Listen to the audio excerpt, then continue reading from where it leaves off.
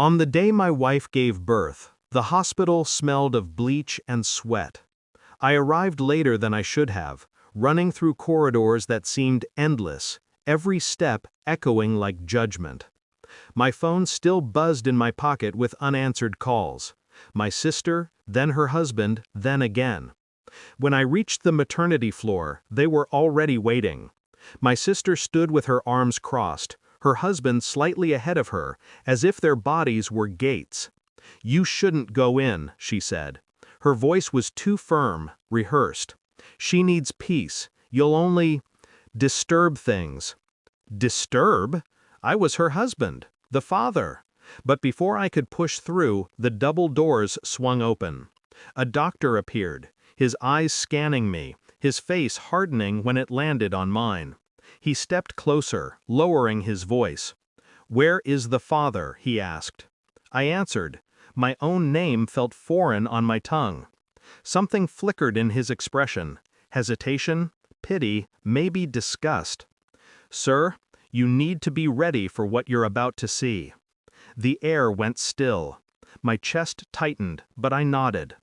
Then a nurse walked out, cradling a bundle. She looked down, then at me, and her lips trembled.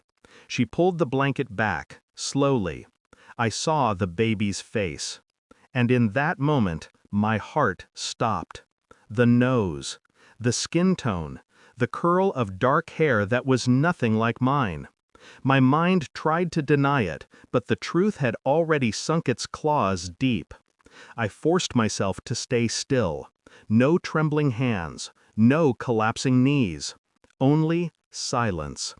My sister glanced at her husband, then back at me. She knew. That much was clear. But she also wanted me away, hidden in some waiting room, docile and ignorant. I looked at the baby again.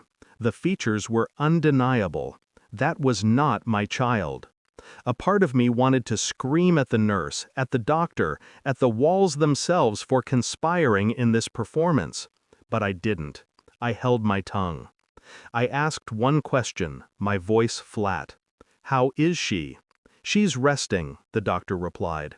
His eyes stayed on me too long, as if he was waiting for a reaction or perhaps bracing for violence. But I only nodded. The betrayal was no longer a suspicion.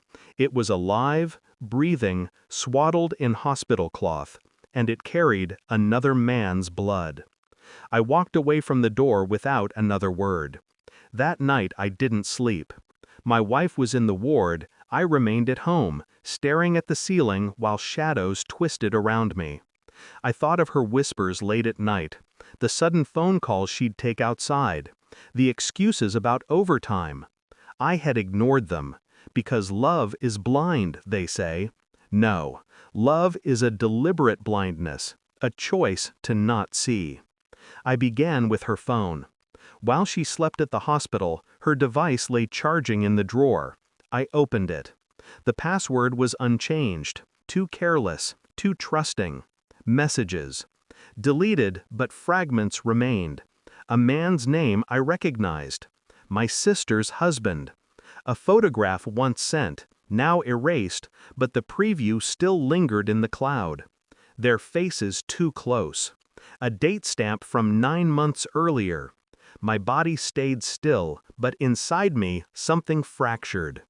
I gathered what I needed, quietly, methodically. I contacted a lab, arranged for a test. The baby's blood type, my own, hers. Numbers don't lie. During the following days, I smiled when necessary. I congratulated her. I held the child when asked. I pretended to be the proud father while the truth simmered just beneath my skin. And when the results came back, I knew what I already knew. I waited until she returned home. She was fragile, exhausted, wrapped in blankets with the child beside her. I placed the envelope on the nightstand. She looked at it, then at me. "What's this?" she asked. "Read." She opened it with trembling fingers. Her eyes darted across the page, then froze. Her lips parted. The color drained from her face. "No," she whispered. I said nothing. Her tears came quickly, but I felt nothing, only silence pressing against my chest. "You don't understand," she pleaded. It was a mistake. It meant nothing." I cut her off with a glance. Cold, final. Her voice broke. "Please, don't leave us." I didn't answer. I only looked at the child, then at her, then back to the report. The truth was already carved into stone. I didn't shout, I didn't strike. Rage is noisy. Power is quiet.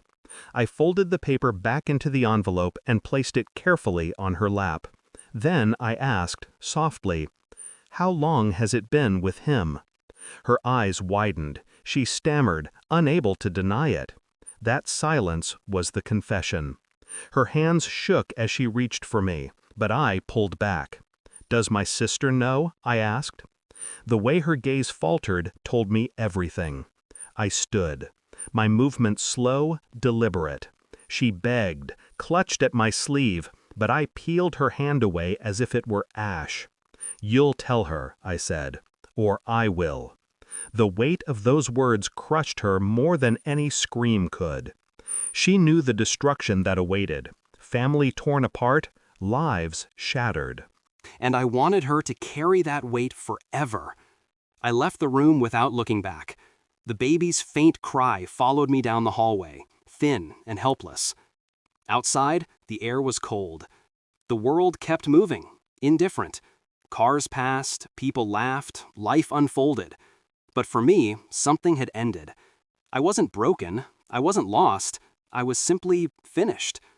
She had thought her secret safe, hidden beneath love and trust. But the truth always surfaces, and when it does, it drowns the liar first. As I walked away from that house, I felt no grief, no rage, only clarity. The father she chose was not me, and now she would live with that choice, forever.